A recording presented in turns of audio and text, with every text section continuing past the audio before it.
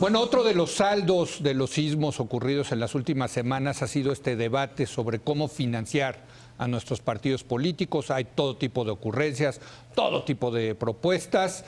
Hay incluso quien dice que hay que quitarles el 100% del financiamiento público. Hay quienes dicen lo contrario, que hay que quitarles 100% del financiamiento privado. En fin, un tema, Javier, que cuando tú y yo estudiábamos con el gran Sartori, teórico de la democracia, decía, ningún país ha resuelto este tema del financiamiento de los partidos políticos y las campañas. Ninguno. Hay unos que lo han hecho mejor, hay otros que lo han hecho peor. Yo creo que de los peores es el nuestro, pero no sé qué opinas. Sí, yo no tanto. Yo creo que Estados Unidos yo creo que es de los peores, sin lugar a duda, desde mi punto de vista. Pero creo que hay que empezar por reconocer que este problema no tiene solución única, ni permanente.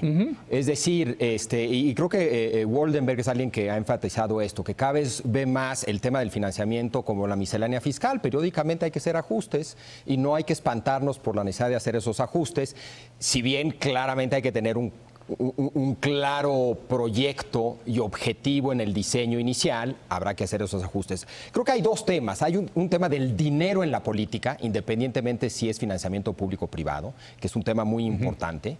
Y el otro tema es el que ha surgido, que es financiamiento público versus privado. Que están relacionados los dos. Claro, pero que pueden ser tratados de manera separada. Yo estoy totalmente a favor del financiamiento público y totalmente en contra de un financiamiento principalmente o meramente privado. Al mismo tiempo, eso no significa que no crea que se debe de disminuir el monto. Eso ya tiene que ver dinero y política. El monto que reciben es absurdamente alto y creo que debería de ser muchísimo menor. El debate es cómo llegamos a una nueva cifra. Ahora, lo que sí espanta es tanto la reacción que se entiende de una población que demanda que regresen el dinero. Hay que entender esa queja.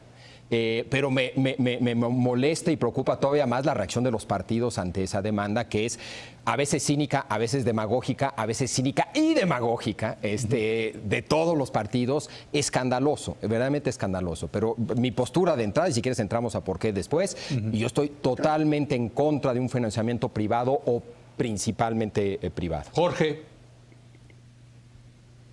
Sí, totalmente de acuerdo en los dos puntos que menciona Javier. Es decir, en primer lugar, hay una demagogia por parte, sobre todo del PRI, que primero ha contribuido a crear este monstruo. No lo creó solo, pero contribuyó mucho a crearlo. Y dos, puede ahorita plantear que no necesita financiamiento público porque tiene al gobierno y sabe sacarle dinero al gobierno o los gobiernos para sus campañas. Lo vimos en el Estado de México y lo vimos con la elección de Enrique Peña Nieto en el 2012 con el dinero de los estados que se endeudaron a lo bruto en ese momento y varios de estados cuyos gobernadores hoy están en la cárcel o esperando su extradición o prófugos. Entonces, que el PRI proponga esto me parece especialmente escandaloso. Segundo, podemos perfectamente disminuir el gasto en las campañas, pero no sobrereglamentándolo otra vez, porque entonces va a ser peor la solución que el problema. Hay que buscar la manera de hacer esto con calma, con expertos, estudiando las mejores prácticas de otros países, los pros y los contras de cada una de las soluciones, no legislar al vapor ahorita. Sería una aberración cambiar todo el esquema ahorita. Para empezar, eso necesita tiempo. Solo sí tomaría en cuenta lo que dice Javier.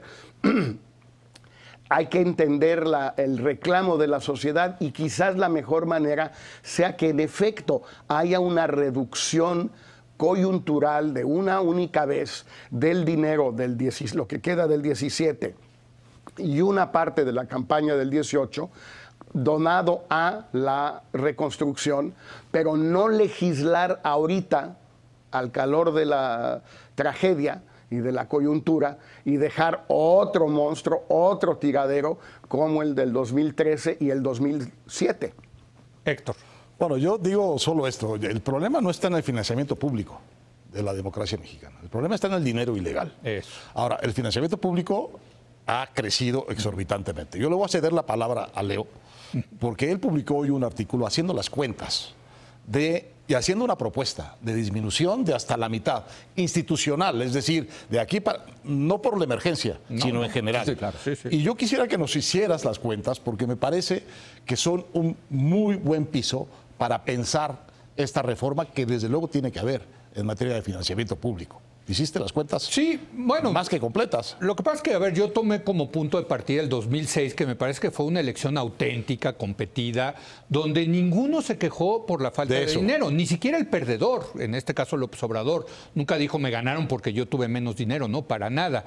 Hice unas cuentas, no voy a aburrirle a la gente con las cuentas, lo puede ver ahí en mi columna de Excelsior, pero lo que puedes ver es que entre 2006 y 2018, el incremento en financiamiento público a partidos de federal y estatal, de dinero que recibe de la federación y de los estados, quitando la compra de spots de radio y televisión que antes lo tenían que comprar en 2006, ahora se los dan gratis, ha crecido en casi un 100%. O sea, se ha doblado. En términos reales. En términos reales, no en quitando términos nominales. la inflación. O sea, quitando la inflación, se ha duplicado. Entonces yo lo que digo es regresemos al 2006, donde de por sí los partidos tenían el dinero. Eso significa quitarles el 50%, tomando 50% del financiamiento, lo que proponen para el 2018, tomando en cuenta que ya no tienen que pagar los spots de radio y televisión. 70% del gasto de las campañas en 2006 fue destinado para spots de radio y televisión. Ya no tienen que hacer ese... Yo diría que entonces debería ser todavía más bajo el monto. El principal costo no, bueno, yo de digo las por lo campañas, menos, sí, de por las lo menos. Campañas Pero políticas 50% en el mundo, estás de acuerdo que es un por lo número menos. redondo, ¿no? No, pero ¿cuánto más? Sí, bueno, el principal costo de las campañas políticas en las democracias es el costo en medios.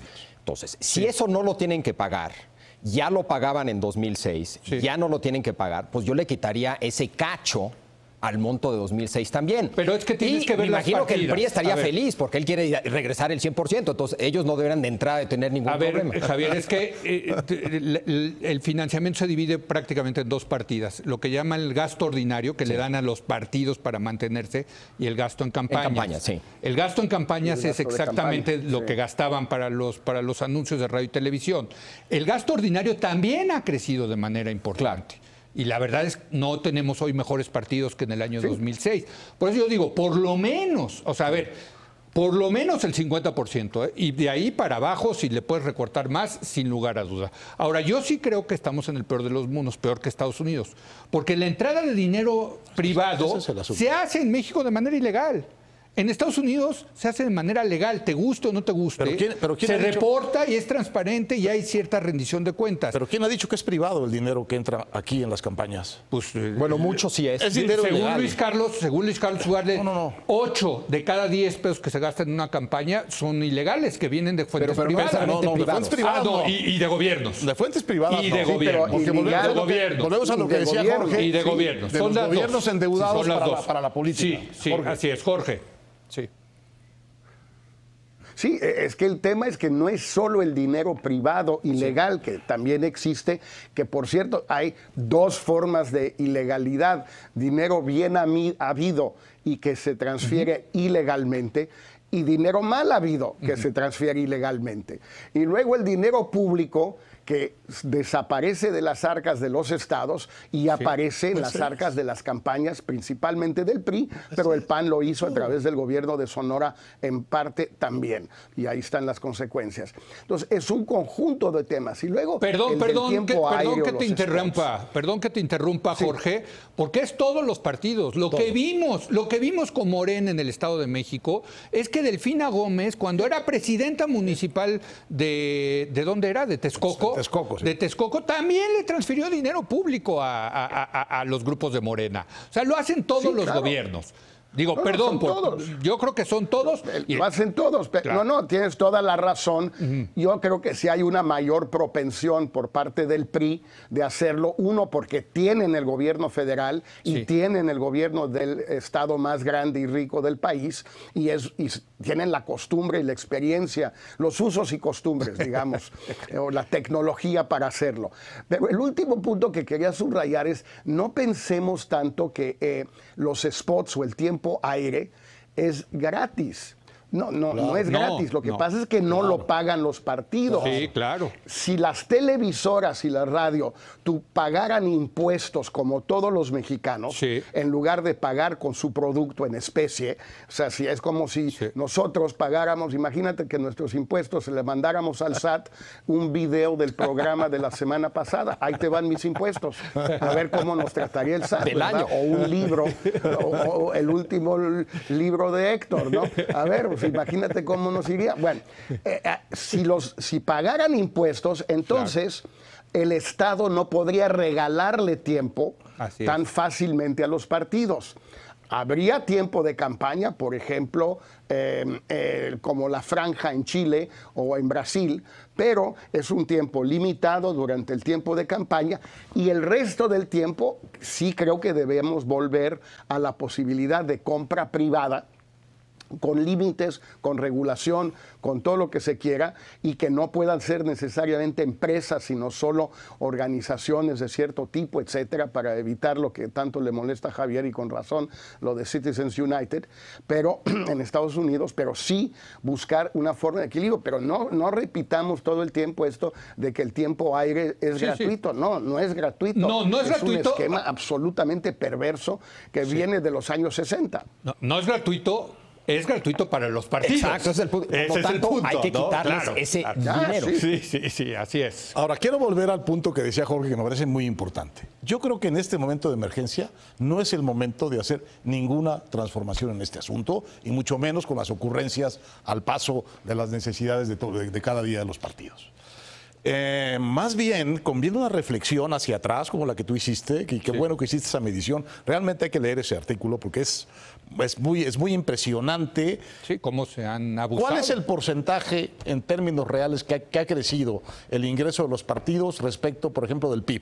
Ha crecido más que el PIB. Ha crecido... Desde luego. Ha crecido 26% y el PIB en estos 12 años ha crecido más o menos 18%. Bueno, en términos reales. O sea, ¿cuántos mexicanos han crecido su ingreso en términos reales en los últimos 12 años? Muy buena. En 26%. ¿Cuántos? Entonces, yo creo que ahí están las bases. Ahora, 10 dice. No, quizá hay que volver un poco más atrás en la historia para entender el espíritu en que se fundó este tema y la trampa en la que se fundó el tema del financiamiento público. Y tiene que ver con la reforma política del 96, en donde por primera vez realmente se entregó la administración de la elección a un órgano autónomo y se estableció que debía haber equidad en la contienda. Y la equidad era fundamentalmente un asunto de dinero, que el PRI recibía un montón de dinero a trasmano del gobierno y los demás no.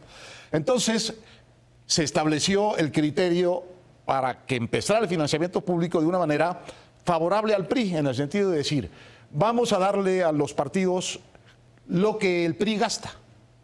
Para que, proporcionalmente con respecto a su votación, vamos a hacer cuánto es per cápita lo que el PRI recibe o gastó en la última campaña, y esa va a ser la regla de medir para no descobijar al PRI, pero darle a los otros por lo menos proporcionalmente el mismo piso. Claro. Bueno, cuando vieron llegar la cantidad, los panistas no lo podían creer. ¿Y los perredistas? Y los perredistas. Y su primer impulso fue devolver el dinero. De ahí soy. Y el segundo impulso fue ir a la ventanilla. Y el tercer impulso fue meterle más dinero a la ventanilla. Adictos. Y el cuarto impulso es que se volvieron adictos. Ahora, es importante señalar que de origen no es lo que se gastaba el PRI. Ojalá sería bueno que se hubiera hecho un presupuesto base cero de cuánto necesitó para una campaña. Fue un monto que se sacó de la manga. No. Yo me conozco esa historia. Cedillo le preguntó al PRI. Cedillo le preguntó ¿Cuánto necesitan? ¿Cuánto necesitan? Bueno, pero creo que dijeron 1,000 millones de pesos en ese momento. documentado de dónde salió ese monto? Bueno, no. más o menos. No. Bueno, No. oye, Si ya nos tenemos que ir a una pausa. Fue como eran las empezar cosas, es- entonces fue un cálculo a dedo. A dedo. A Como 10 bueno, dedos. exacto. Sí, sí. Oye, pero yo creo que hay otro tema muy importante en esto. Si quieren lo dejamos para la semana que entra, pero es la incapacidad que tienen las autoridades en México de fiscalizar y castigar el dinero que entra de manera ilegal a las campañas. Si lo que dice Ugalde es cierto, de que 8 de cada 10 pesos son de gobiernos o de entes privados, tú dices, a ti no te gusta el dinero privado. Yo prefiero el dinero privado legal, que entre kosher y que todos sepamos que Grupo IGA está financiando a Enrique Peña Nieto, ¿no? Sí. Que nos enteremos después que Grupo IGA le financia extrañamente casas sospechosas al presidente de México. Yo creo que el Estado mexicano ha sido incapaz de fiscalizar ese dinero y de castigar los abusos. Yo creo que tenemos un problema de reglas y luego tenemos un problema de aplicar esas reglas. Las reglas pueden ser buenas o malas, Sí. pero independientemente si son buenas o malas, pueden ser bien aplicadas o mal aplicadas. Y luego un problema de fondo de capacidad, que tiene que ver con la aplicación de esas reglas buenas o malas. Pero Sí, también porque hay que- aquí en esta mesa me han dicho, es que tú quieres que Odebrecht financie las campañas. Pues con la pena ya las financian. Me recuerda un poco la discusión de la marihuana. Pues con la pena ya la fuman, ¿no? Entonces, pues mejor legalizarla y regularla a prohibirla, ¿o no? No, el problema para mí del financiamiento privado no tiene que ver con la transparencia de quién está detrás de ese dinero, tiene que ver con el poder que les das al dinero en la política. Pero aquí estamos independientemente de si es transparente o no. Aquí estamos A mí- en el peor de los mundos. No, Estados Unidos, te equivocas, No, Leo. En no, Estados no, Unidos no, es sí. muy poco transparente, los super PACs, es muy poco transparente quién está dando los super dinero. PACs, Es sí. muy poco transparente, a diferencia de lo que parece que estás Pero argumentando. eso es nuevo, ¿eh? Es nuevo. Eso es de los nuevo. Yo estoy hablando de Estados pero Unidos eso hoy. es de los últimos 3 años. Así Yo es. estoy hablando de Estados Después de Unidos hoy. Citizens United, sí. Sí, así es. Bueno, pero lo dejamos ahí como tema, ¿no? De qué hacer con ese dinero, carretadas de dinero que entra de manera ilegal a las campañas. Vamos a una breve pausa, regresamos a analizar el referéndum que se llevó a cabo ayer en Cataluña para independizarse de España.